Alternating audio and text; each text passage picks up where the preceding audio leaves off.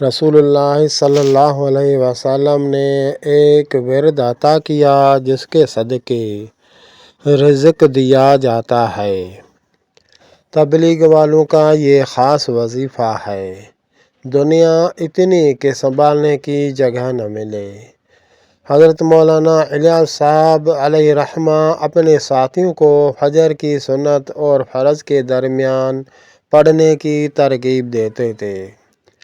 حضرت امام مالک علیہ رحمہ نے حضرت ابن عمر رضی اللہ عنہ سے روایت کیا ہے کہ ایک روز ایک آدمی بارگاہ رسالت معاب میں حاضر ہوا اور عرض کیا، یا رسول اللہ صلی اللہ علیہ وسلم، دنیا مجھ سے پیٹھ پھیر گئی اور منہ بھی پھیر لیا، یعنی دنیا بالکل نہیں آ رہی، دنیا کا مقصد دولت، اور میری روزی تنگ ہو گئی۔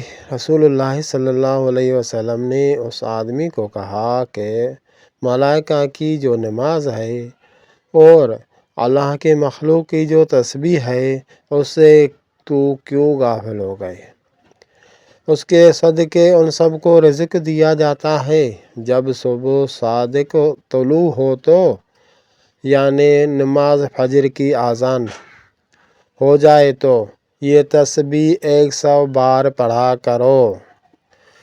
دنیا آپ کے پاس ذلیل ہو کر آئے گی، جو آپ سے پیٹھ پھیر گئی ہے یہ آپ کی عاجزی مانے گی، آپ کے پاس آ جائے گی۔